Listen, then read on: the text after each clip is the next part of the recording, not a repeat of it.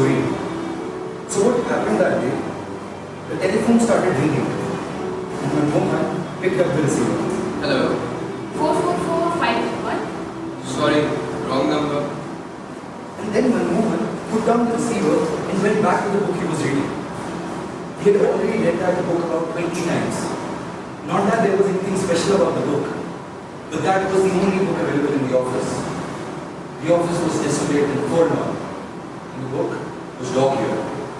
Its last pages being devoured by insects. You being the owner of the office, you had gone out of town to raise a loan to keep your business going. Since Manmohan had no other place to live, he had temporarily shifted to your office from the pavements and now was in full possession of it. In 1 week, in want of anything better to do, he had read and reread the book about 20 times. And also, Manmohan detested work. If he wanted to, he could work as a director for any film company. But he hated to slave for others. He was a kind man and a warm-hearted person. Friends came to his help. Friends even gave him money for his daily needs. In the morning, 2 slices of toast with a cup of tea. In the evening, 2 chapatis with a helping of vegetable curry and a packet of cigarettes to see him through the day. Manmohan had no relations. Being a peace-loving man, he liked to live a lonely life. And being courageous, he could do any hardship with a grin on his face. He could go without food for days together. The only thing his friends knew about his private life was he'd run away as till he was a young boy and lived on the pavements of Bombay for a long time. Manmohan just had one desire: to be loved by a woman. He always said if he could get a woman's love, the course of his life would change. And his friends would always tell him, "What are you waiting for? Go and find a woman for yourself." But Manmohan, he used to always reply as, No, I don't believe in that sort of girl. It's the woman to take the initiative. Then, the time for afternoon meal was approaching. He looked at the clock at the opposite wall. The phone started ringing, and Manmohan picked up the receiver. 44457. Yes, Who are you? I'm Manmohan. Whom do you want to talk to? With you? With me? Yes, with you. Any objection? No, not at all. You said your name is Madan Mohan, didn't you? No, not Madan Mohan. It's Manmohan.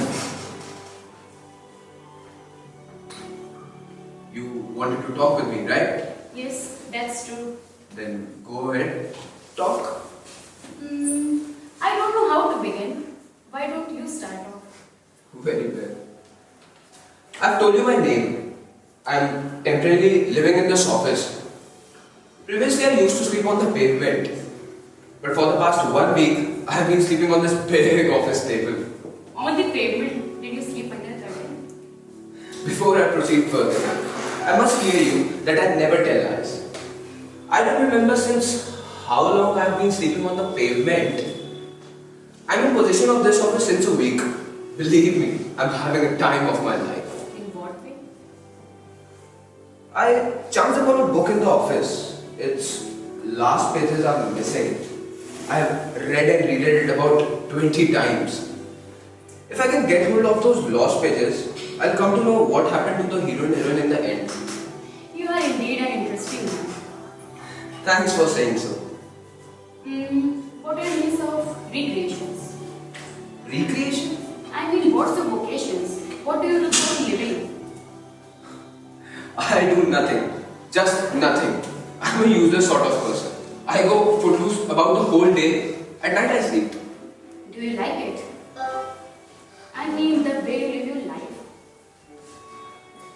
Wait. I have never given it a thought. Now that you have asked me, I'm just wondering whether I like this sort of life or not. Got any answer? No, not yet. But when I begin to think of it, I feel I must be liking this sort of life. I've been living in this manner since a year.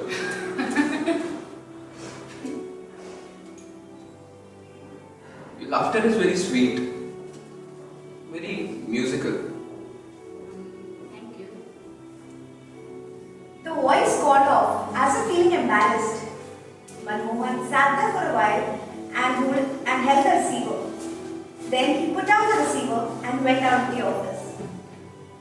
morning at about 8, when he was lying asleep on his big office table, the telephone bell rang. Manmohan yawned and picked up the receiver. Hello, 44457. Good morning, Mr. Manmohan. Good morning. Oh, it's you. A good day to you. Perhaps you were sleeping. Have I disturbed you? Yes, I was sleeping. This change has spoiled my habits.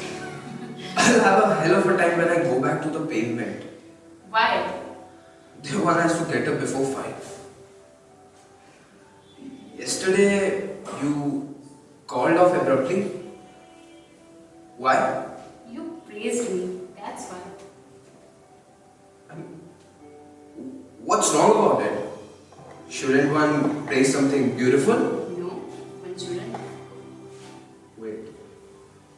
You just can't impose such conditions on me. I have never allowed anyone to impose his way with me. If your laughter pleases me, I'll certainly praise it. In that case, I'll put down the receiver. With pleasure, for all I care. You have no regard for my feelings that you should not care if I'm angry. In the first place, I don't want to get ruffled. If I don't praise your laughter, it will go against my grain. Against my own taste, in fact. And I'm proud of my good taste. And then there was silence for a while. I beg your pardon for the interruption. I was speaking to my maid servant. So, you think highly of your taste. Tell me, what are you most fond of? What do you mean most fond of? I mean, any desire, any work. What can you do best? I do nothing. I like photography a bit though. It's nice that you like photography. Actually, I've never given it a thought whether it's nice or not. You have a camera. I mean, good camera. I have no camera of my own. I borrowed it from my friends. If I come into some money, I have a camera in view. I'll buy one. Which make? Exacta reflex. I like it very much. Then the line seemed to have gone dead. But it came on suddenly. Hello. Hello. I was thinking of something. Thinking of what? You have never asked my name nor my telephone number. I don't need them. Why? What's in a name? It makes no difference what name you have. If you want me to phone you, you must tell your name and number. No, I won't give you these. I will use that your answer. When I have no mind to know your name and number, the question of telling them does not arise. You are indeed a funny man. Yes, the odd sort.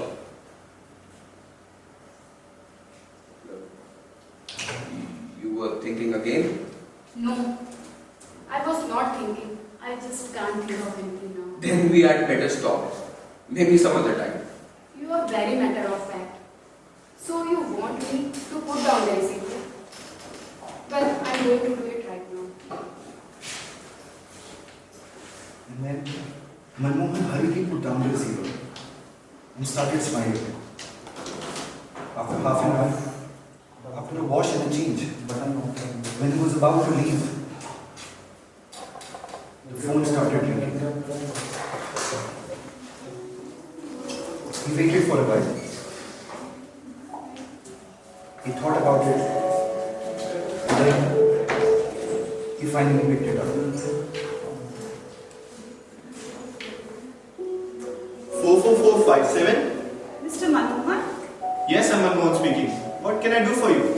I wanted to tell you that my anger has vanished. I'm glad to hear that. Today, while I was having my breakfast, it occurred to me that I should not break off things with you. By the way, have you had your breakfast? No, I was just going out when you rang. Oh, I'm sorry, you may go. No. I'm in no hurry. In fact, I've got no money. I'd rather skip my breakfast. Oh, how you talk.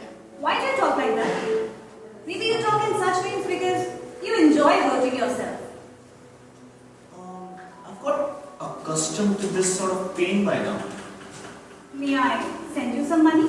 You may, if you care to. I'll add one more name to the list of my financiers. In that case, I would rather not. Then don't. It's entirely up to you. I'm calling off. Alright. As you please. Manmohan put down the receiver and went out of the office with a smile on his face. And when he returned at 10 in the night, after changing, he lay on the table, wondering who his caller could be. From her voice, she seemed to be young, and from her talk, one could guess that she's sophisticated and cultured. Manmohan kept thinking about her, and the telephone bell rang as the wall clock struck 11. Manmohan picked up the receiver. Mr. Manmohan, Yes, I'm Manmohan. Oh, yes. Go ahead. I wanted to tell you, I have been phoning you throughout the day. Where were you? True. I'm unemployed. Yet I go out on work. What work? Wandering about, When did you return? say around 10. What were you doing now? I was lying on the table, drawing your picture, taking a cue from your voice. Have you made it? No, I'm still trying. Then stop trying. I'm very ugly. Pardon me, if you're ugly, please call off. I hate ugliness. If that is so, you may take it that I'm beautiful. I don't want to create hatred in your heart. You're again thinking of something. No, I just wanted to ask. Think carefully and then speak. May I sing you a song? Of course, yes. Wait. He then heard her clearing her throat. Her voice was sonorous and clear. It was a line from Ghalib's famous ghazal, "A sad heart is a great critique." She sang with deep feelings to the tune set by Saigal. When she finished, Manmohan applauded her and he said, "May you live long." And then the girl rang off. As he was lying on the table, the ghazal kept echoing in his mind throughout the night. He woke up earlier than the usual and waited for the phone call expectantly. He kept glued to his chair for more than 2 hours, but no call came through. Disappointed and with strange bitterness in his heart, he started walking up and down the room. And then he lay on the table, looking very peeved. He picked up a book and started reading it. At about 7 in the evening, the telephone bell rang. Manmohan picked up the receiver and asked in a brusque voice who was speaking. It's me. Where were you all this time? Why do you ask? I've been hanging around since morning, since breakfast, since lunch, even though I have the money to buy my food. I'll telephone you as and when it pleases me. You just can't. Look, stop this fooling. If you want me to phone you, you must fix a time for it. I can't go on waiting indefinitely. You must forgive me today. From tomorrow, I'll phone you up at specified hours, mornings and evenings. That suits me fine. I didn't know you were so disgruntled. Forgive me. I hate waiting. And when I hate, I punish myself for it. How do you go about it? When your phone did not come in the morning, I should have gone. But I stuck on, seething with anger. How childish of me. A pity I made such a blunder. I purposely avoided phoning you, Why? just to see if you miss me or not. You're very naughty. Now go stop it. I'm going out to eat. Right. And when will you be back? Say in about half an hour. Alright. So when Manmohan returned, she phoned him again. They kept on talking for a long time. She sang another Ghalib's ghazal to him, and Manmohan heartily applauded her. And then they used to talk regularly, every day, at specific hours, morning and evening. Manmohan would leap to his phone as soon as the bell rang. But he never asked her name or phone number. In the beginning, he used to imagine her physical appearance by her voice. And now, he was content to hear the sound of her voice. So one day, he finally asked that why hadn't he tried to ask her name? And she replied, Your voice is your name. It's very musical. Mohan, have you ever loved a girl? No, Why? I can't answer to your why reply in a few words?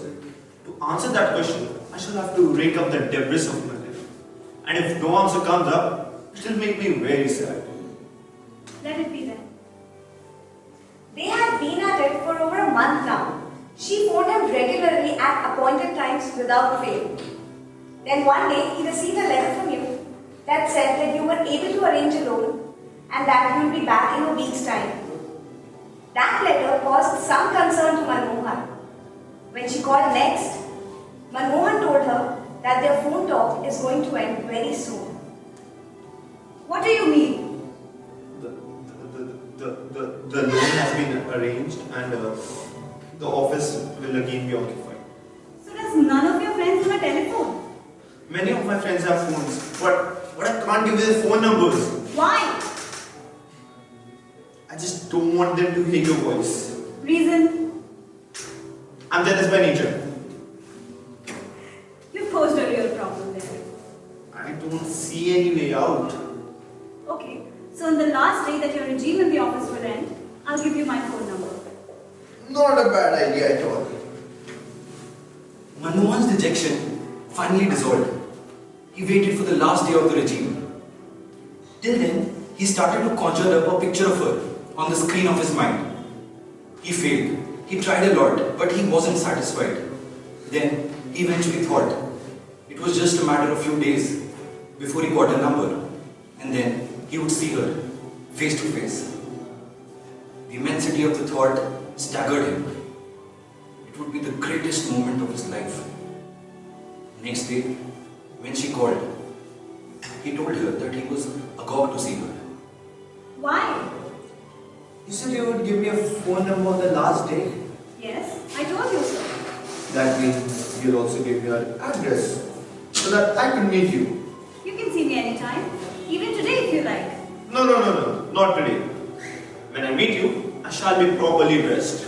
I'll ask a friend of mine to get a nice suit made for me. You're really a child. Listen, when we meet, I have a present to give you. Could there be a greater present than having a glimpse of you? I've bought an Exacta camera for you. Oh! But I'll give it to you on one condition. That the first photograph that you will take will be mine. We shall settle it when we meet. Okay? Listen, I won't be able to phone you tomorrow and day after. Why? I'll be away. I'm going out with my group. I hope you won't mind. I'm really sorry. Manmohan then stayed put in the office the whole day. When he got up, he felt feverish, but then he thought he's feeling low because there wouldn't be any phone call that day. But by afternoon, his temperature shot up and eyes burned. As he lay on the table, he felt thirsty at short intervals and he went to have some water from the tap. By evening, he felt a load on his chest and was utterly exhausted. His breathing had become difficult and his chest pain, it was just aggravated. Then he felt dizzy, leading to a state of delirium, in which you keep talking to your phone. By evening, the situation had worsened. He looked at the clock with glazed eyes. He started hearing eerie sounds. So when the phone actually rang, he couldn't catch its sound. But the bell kept ringing insistently. He staggered and started to pick up the phone. At last, he picked up the phone with his trembling hands. Leaning against the wall, pursing his chapped lips, he spoke into the phone with his wooden tongue. Hello. Hello? Manmohan? A bit louder, please. I've returned before my time. I've been phoning you throughout the day. Where were you? Hello? Manmohan? Why are you silent? Is something wrong? Manmohan could only say with great difficulty that his regime had come to an end. He spat blood and a thin red streak ran down his neck. Please note down my phone number. 50314. me in the morning. And then she called off. And Manmohan felt he hit downward his instrument. Bubbles of blood were coming out of his mouth. Neat.